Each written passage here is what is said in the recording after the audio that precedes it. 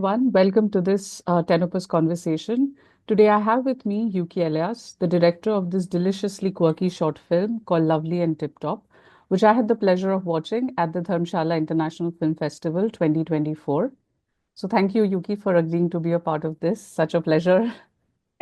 Right. Thank you. We're so excited to be able to talk about the film. Right.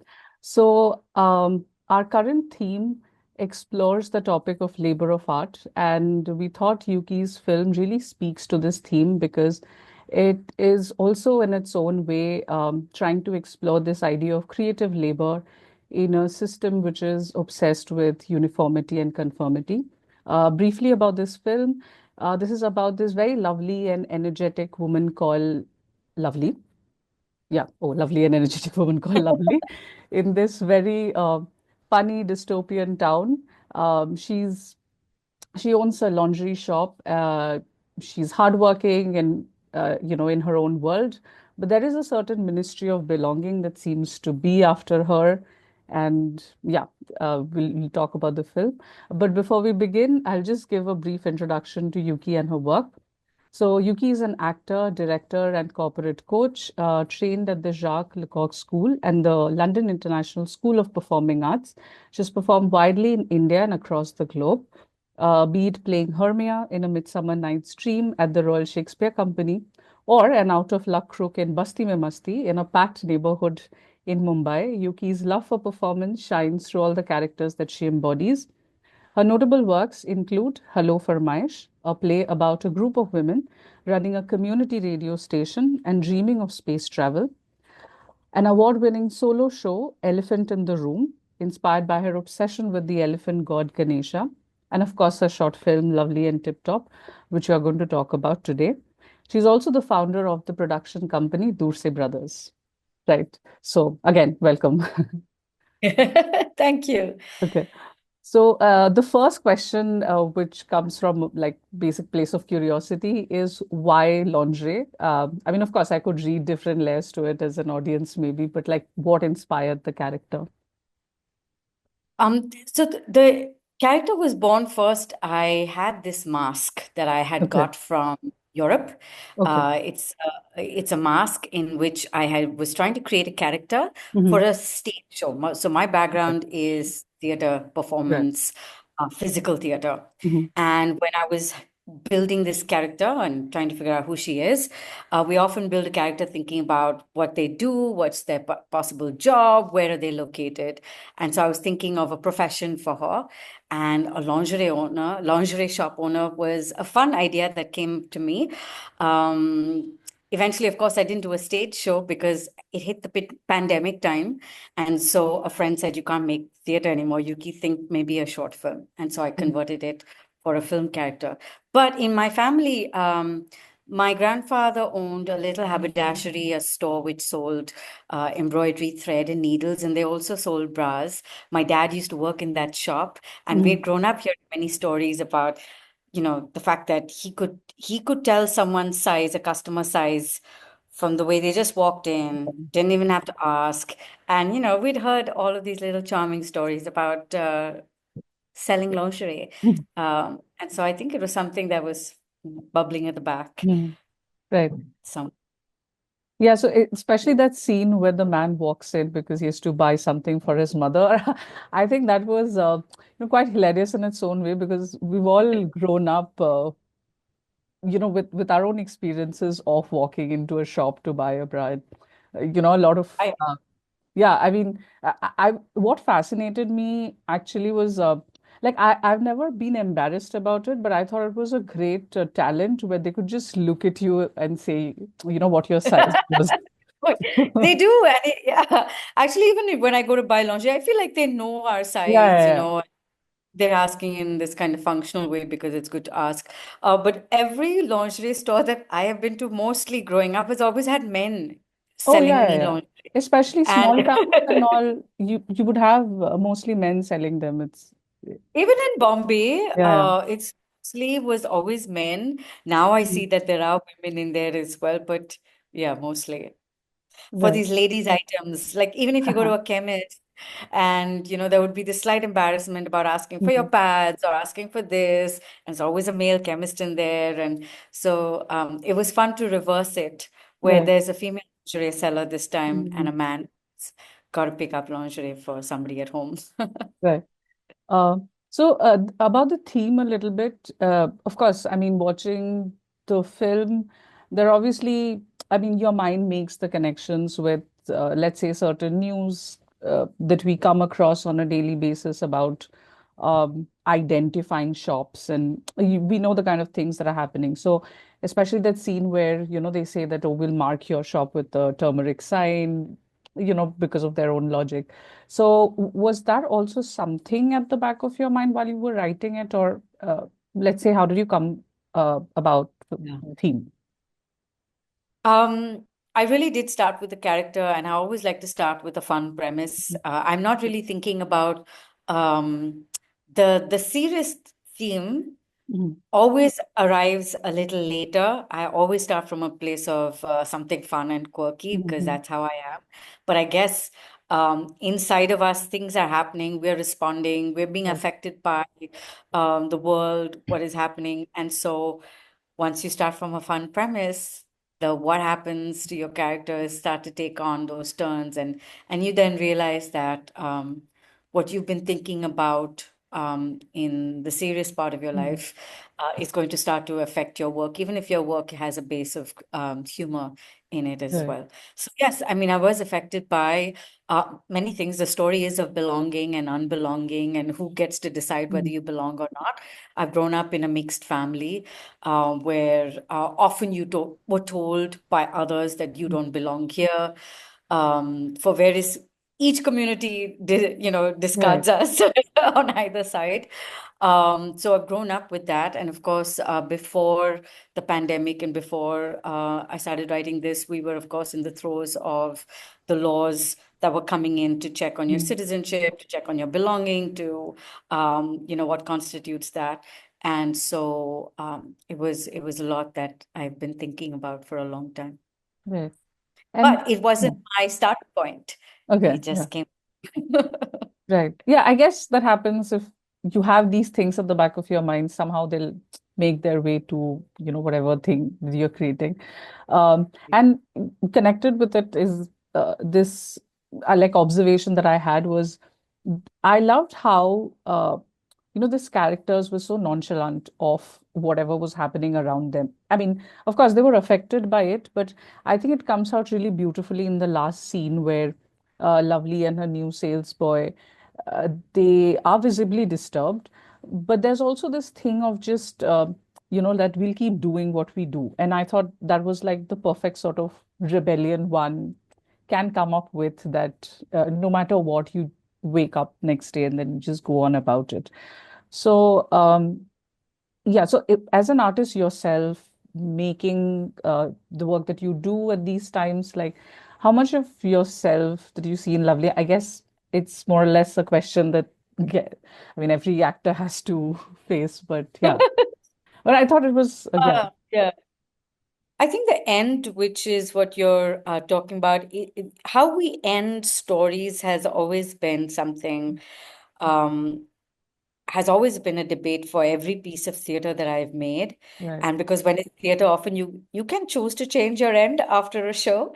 Mm, Um, and people will be like, oh, couldn't the end have been more hopeful, or couldn't the end have had that character come in as well, or couldn't the end be when I did a play called Elephant in the Room, which is about mm, Ganpati looking at his old head, I could have had a very tough end for the audience, but I didn't choose to go that way. I chose another.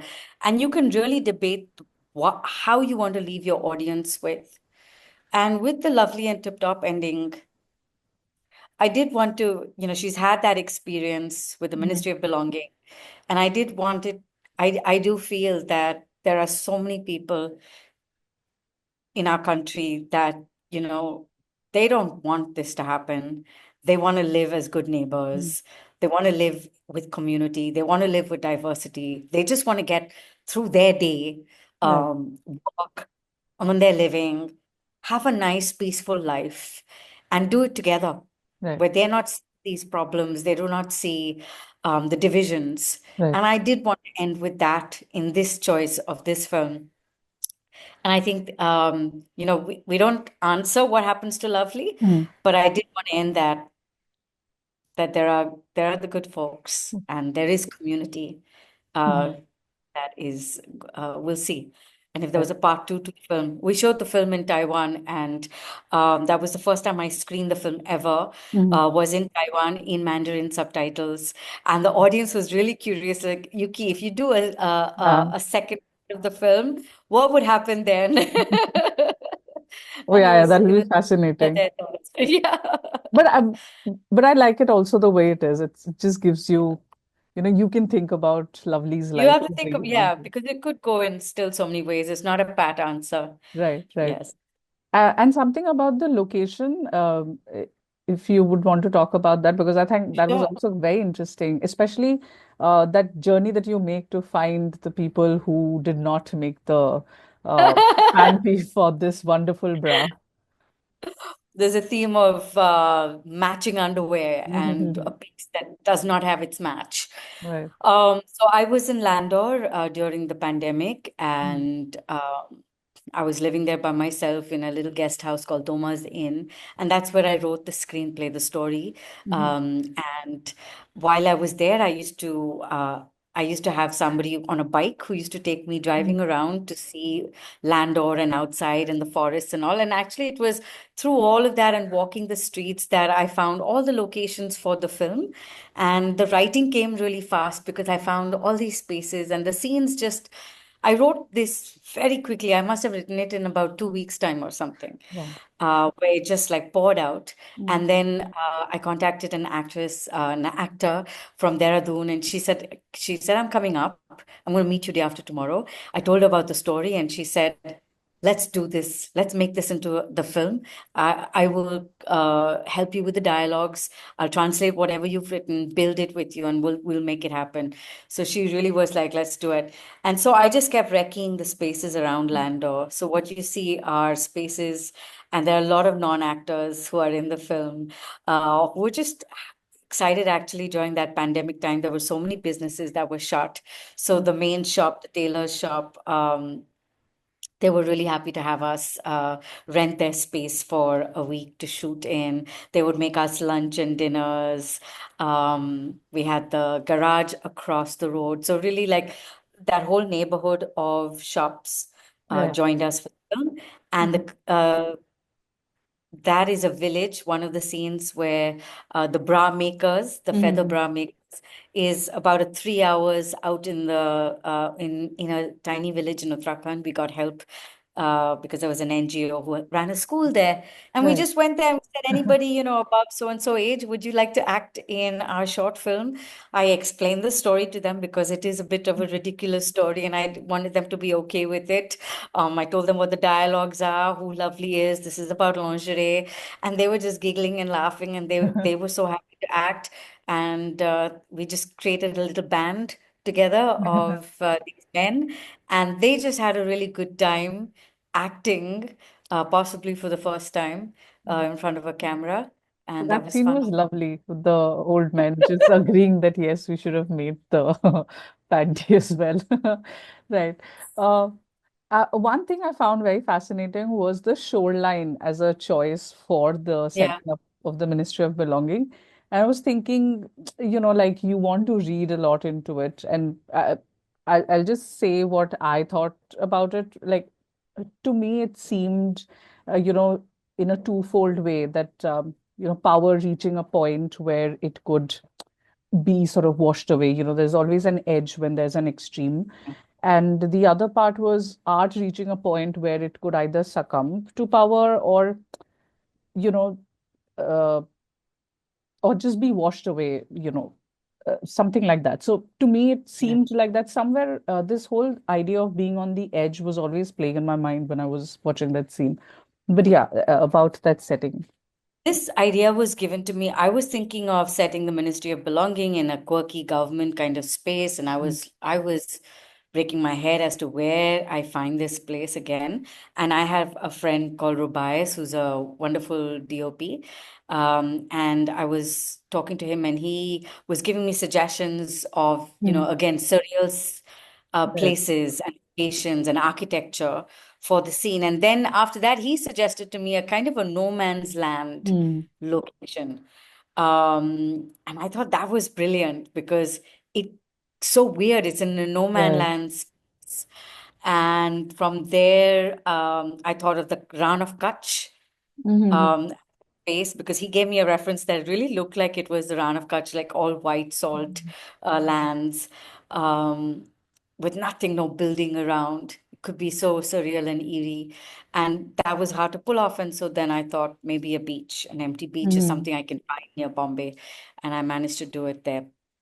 But yeah, and it is something about the edge of land, because if, Mm-hmm. if you don't make the cut, we're going to throw you into the water, What? you go find, you swim to the next land that you can Right. find. Right. And so many of those refugee Mm. stories that you hear, people, getting onto boats, the Right. water is a space of, again, that, that you can feel, at least maybe it's just me, I feel Mm. very afraid of water. So Same.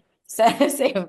So you feel a sense of like, that's where I'd be sent to, and I'd have to, and there's no land to grab onto, and Also, you've got this your feeling of no ground beneath your feet is that's also when yeah. absolutely, absolutely, and you'll see the actor keeps making a reference like Mm. that, and he did that on his own. It was brilliant what Saurabh Nair does to bring in that feeling of Mm-hmm. whether you belong here or Yeah. towards the ocean. Right. Uh, does a great job of that. Yeah, and I love that scene of bullet hitting the brass. It's just I mean uh fits so well. Like also you're not expecting it, but with that music. But yeah, choice of music if you would want to talk about that. Yeah, I love music. I love madness. So, Mm. I am now realizing my genre after having made some amount of work. You look back and you're like, oh, this is my genre. This is how I like things. So, of course, music is always fun. Nuttiness is great. So, we had to show and actually, I think about it, I feel like if this really was to happen, I don't think they'd you know, stop before shooting the launch. I feel they would do it, even in Yeah, this yeah. country. But if you Actually. see, you hear war stories, when you hear about Mm. the genocide that's happening, and you hear about, and you see what those soldiers, the Israelis post Mm. uh, when they go into a Palestinian home Right. after bombing it, and they're parading around with their clothes, the children's toys. It's there. Uh, um, we made this film before that, but at the same time, we know in some way that darkness exists. And Mm. of course, we did it with comedy, but that darkness, the depth of, you know, the just that we have, like, we can go to such lows, Right. exist. But of course, we did it a treatment with humor. Yeah. Mm. Uh, the music is my friends Pritha who creates the music, and he had a team with him as well. And the lyrics are written by his team is Jay, who sang the song. The Right. lyrics are written by Kashmiri songwriter poet Mohammad Muneem, who's got a band called Alif. And Right. I've collaborated with Mohammad many times to make Mm. music for other shows. I just love his writing. So he wrote the lyrics, and my friends Prithu and Jay made the music and the song out of it. Right. And yeah, Yeah, it's nice. I like contrast. Suddenly, like when Mhm. you least expected something very contrasting in both rhythm, melody, and Yeah, image. yeah. And all of it happens in very quick successions. So he asks you to tell a joke, and that was a wonderful joke, by the way. I laughed a lot. Yeah. And the next That thing joke was would written by one of our dialogue writers, Hmm. Sachit. It was a brilliant. I said, Sachit, we need a joke. Like, Hmm. other than documents, the Ministry of Belongings says you can submit a joke. And Yeah, I have found actually all my life growing up, because jokes can be so horrible, right? Jokes are right. racist, jokes are perverse. Hmm. And I said, let's put a joke in. But what is that joke going to be? And I can't believe he came up with that. I just thought it was great. It was The great. entire hall Perfect. was laughing, I remember at Diff. It yeah. And one question that I had regarding this whole idea of making art in today's time. So I was just talking to myself about this, that I feel, when you're talking about genre, let's say, given that this is such a, how do I, such a post-truth world, like you have social media, this AI, and sometimes when you think about it, it's so difficult to wrap your head around everything that's happening around you. You Yeah, can, it is. yeah, in a world of deep fake, let's say, where you don't know Absolutely. what to believe and everything. So sometimes I feel that the only thing that makes sense is humor. Like, I think that's the only thing that, at least to me, like if there was any genre that could define an age, or let's say, I would call it humor. But yeah, if I were to ask you that, how does art, one that, stands for itself, make its way around a ministry of belonging wherever it is? Like, uh, because a lot of people, let's say, I think, was it Kiarostami or someone else who had said that, when you have censorship, it gives you a chance to excel at your craft because, Yeah. you're trying to go under the radar and everything. Your thoughts on this, maybe? I for one can't is I find when I watch something that has humor and is poetic, Hmm. I find that I'm very deeply touched by it. Right. I'm not just disturbed and left at being Hmm. disturbed, but I Right. touched. And for me, I'm not a big watcher of cinema. And I Mm. find it hard, therefore, to watch things that are super serious and very dire and very painful because recovery for me from those things are hard. And I think I live in, yeah, maybe I don't want to go there. But when it comes with humor and poetry, both, I find I I am open to it. I loved watching, growing up, Charlie Chaplin was one of my Mm. favorite. And I love Charlie Chaplin because he would, and his film, The Great Dictator, it's for me, it's like one of my favorite films because you're Right. laughing, but you're going to cry. And it has made such a big impact on me, that Mm. film. And I think that style I have loved very, very much. Um, it's the themes that we're talking about and the times we're talking about that we're living in, we can't be sometimes as direct as we want to. Also, there is censorship. There's self-censorship also. We talk a lot about it as a family when we're making things, we're writing things, when we're talking about it. Again, coming with the mixed family that we are. Um, we get nervous about what we put out there, how we want to put it out there. So there has been a consideration of that. We do say the Ministry of Belonging. Yeah, I think but at the same time, the space of the surreal is Mm. what I enjoy. Right. Magic realism is what I enjoy. Madness is what I do enjoy. And so they kind of comes together. But yeah, Right. yeah.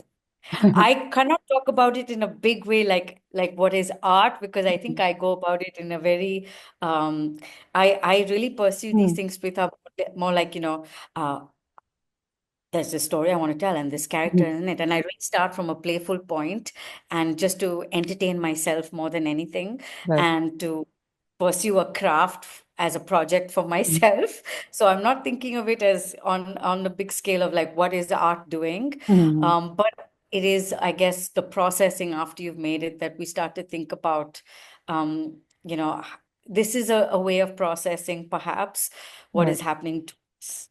Mm. But it's only upon reflecting back or when I have conversations and somebody asks me the questions like you are asking, I'd be like, oh, oh. Yeah. Yeah. One, when you're creating, not theorizing it so much. I'm not because Yeah. we're starting from monkeying about. Yeah. Right. Yeah, and you've talked a lot about this quirk factor in a lot of Yeah. your talks. And of course, it comes out remarkably well in this film or, some of your other performances I've watched online. But let's say intellectually, how labor intensive it is to translate that into in a work, like in a very Oh yeah. tangible thing. Because I think this word quirky, anyway, it's very difficult to define it, and one Yes, can use it, misuse it also, and anything and absolutely. everything becomes quirky. So yeah, No, no, absolutely. how do you preserve that? Because you do it really well, so. Oh, thank you so much. So it is a world. It's how do you create that world around the Hmm. character? Every prop, the choice of Right. costume, what's in the backdrop. So that becomes very, very important, if whether it's a show or a film. And I will say my background, mostly I've made theater. Yeah. It will be even about the tempo of a dialogue. It will be Right. the kind of vocabulary that you want to use. And Hmm. it is a very, very finely nuanced set of things that you are doing to create that world. It is by Right. no means just one brush stroke. Hmm. It is a lot of those little nuances.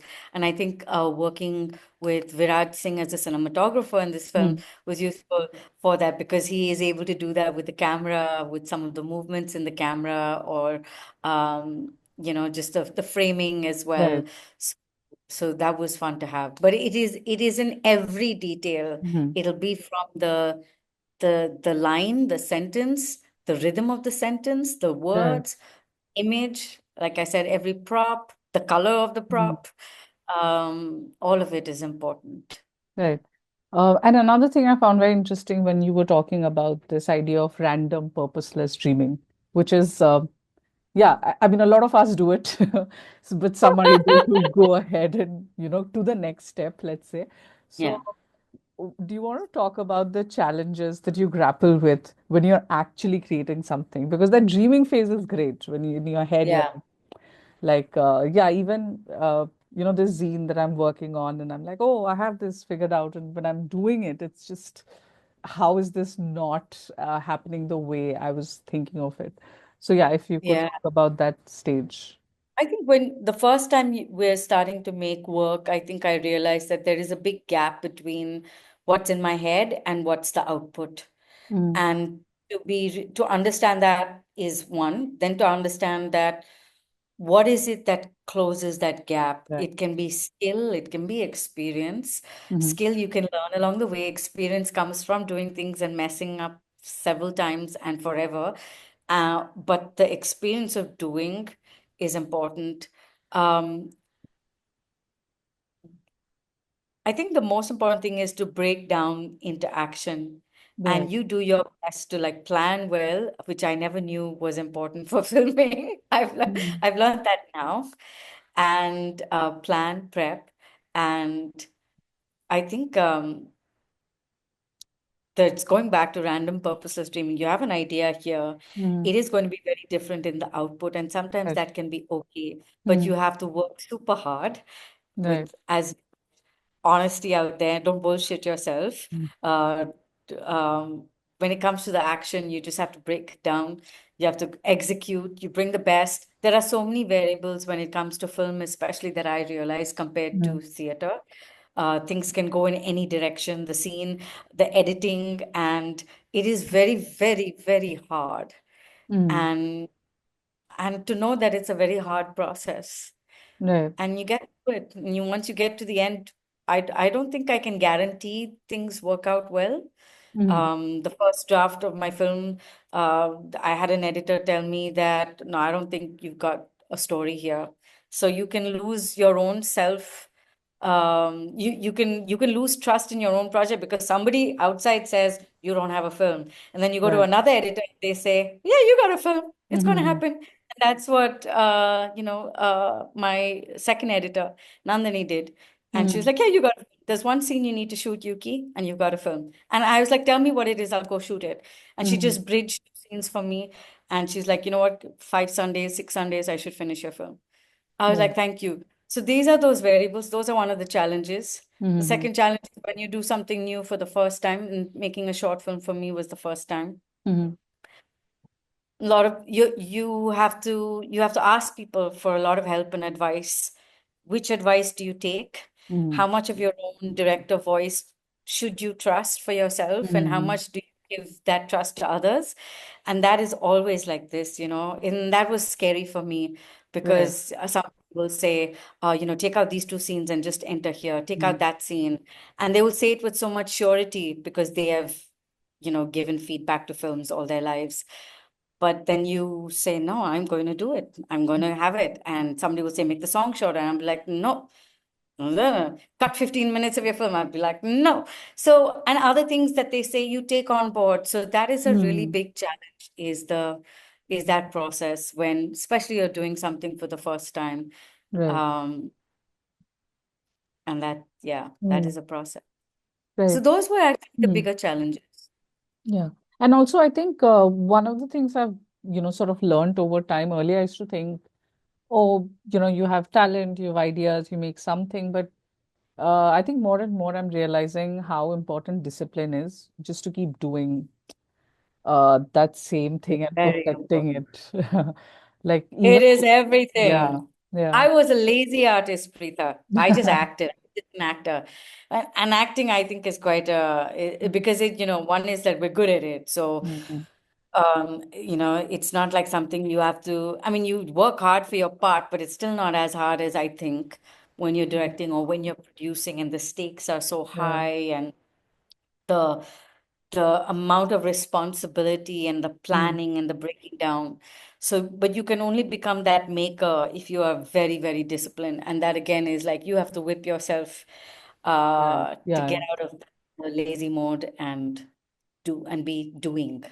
Right. Exactly. I mean, that's something I've learned with time. Like you just have Yeah, to, me too. you can't wait for that creative, I whatever know. inspiration to strike you and then you do it. Uh, Yep. but yeah, any Yeah. other anecdote you'd like to share of the film? I think I've asked all the questions I had mostly. Mm, I'm trying to think. Mm. I didn't prepare an anecdote.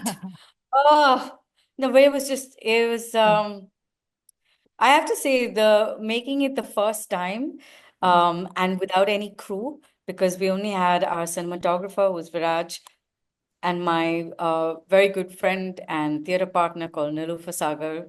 And it was just the two of them behind the scenes. mm, Um, and there is something fun about that, mm, where you're such a small team that is doing everything, which includes in a small town making sure we get a mannequin because we couldn't find mm. a mannequin. We couldn't get Right. one mannequin in Landor, so we got it from another town 3 hours away. And I loved that it came we rented a car, and this silver mannequin Right. arrives. Even the board that we Mm, painted for Lovely and Tip Top, I found a board painter mm, in the town. So I feel like I maximized being in that one town and got everything done with the people of the town mm, rather than having, somebody painting it in Bombay and sending it to me, or the megaphone, those props, they're from somebody who's an event, has a small event shop, again in Landon, a mm. full rope and pulley system to send the megaphones up to us. And I think just for me, I don't know if they can feel that, but for me, that was the epicness of this making. I just Right. felt like working with a town of folks. There was somebody who made the shoes for Lovely, Mm, somebody made the costumes, the local tailor. All of that is just too yeah. fun. I mean, with film, like just how collaborative it is as a, medium, it's just amazing. So have these people also seen the film? So we have not done a Landor screening as yet, Okay. which we have to. I think I've been a little nervous about it because Uttarakhand's Yeah. been having problems Mm, since the time we shot the film, and there have been cases of people driving out certain communities mm, out of their establishments and shops. And it was in the news, then you no longer see it in the news, but it's been happening. And so in that time, I'm nervous to just do it very publicly. mm. Um, but I Yeah. have to go back and show it Right. to them. Yeah, I'm pretty sure they'll just love it. Like such a Yeah. yeah. I mean, I was watching it, and when it ended, I was like, wow, it's just it's it, okay, I mean, for lack of a better metaphor, I would say it's like tasting one of those candies, no? And it has a different taste at the center. Like, Oh, it's like you're like, oh, wow, that's something. I hope they would enjoy. Maybe sometimes I'm nervous. I was like, what if they don't like the film? But I think you've now Yeah, you're sending me there. Like say I have to yeah. go and I sure. mean, even if they don't like it, which is, I think, is a lesser possibility, but I'm sure their Like what is feed, it? yeah, I think their, feedback or just their observations would be fun to, listen to, Yeah, actually. for sure. They would love it, and they've been so sweet to us. They're waiting. Actually, they told me this we're gonna get a big screen and we'll show it on a big screen and we'll Yeah. call the whole. Right. See it, So, yeah. what's next? Any project upcoming you'd want to talk about? There's a play. I'm going to Mm. start working on a new show, Okay. which I wrote many years back. Hmm. That's called If I'm Old, It's Because a Fish Ate My Cat. And it's a Oh, reunion of a mother and a son through her last few days of dementia. But it's a very right. sweet story. And I'm writing a sci-fi comedy that is set in the northeast of India, which I'm most excited about, Okay. but takes a long time to finish writing. Hmm. I'm hoping maybe end of 2026, early 2027, I can shoot this off, I hope, somehow. Yeah. Uh, Somehow we get some commissioning, some backing, some grants uh, Oh, to make yeah. This something to is another labor we, often yeah. not. The short film I produced myself, I was able to put my own money in it. But yeah, for a feature, one can't really put their own money in. So Hmm. we hope the short film helps create interest for a bigger film. Right. But all the best. Like super, super Thank excited to you. see anything that you come up with. And No, thank you so much. but yeah, again, thank you so much for agreeing to this. I mean, I when I saw the Of film, I course. was like, I have to talk to this woman, the Thank you director, so much. and yeah, and just fit Often, the we make yeah. something, we don't know who's going to see it. Hmm. Uh, does anybody care? We're from the fringe. We're just going to make it because we can't help but make things. So the fact that you reached out and you said that you want to know more, it's like wow, and it's very, very motivating. So thank you so much for that. So we'll wrap up this one, and wherever you Yes. are, if you get a chance to watch Lovely and Tip Top, please do. It's a wonderful film, and yeah, okay. Thank you. Thank you. Thank you.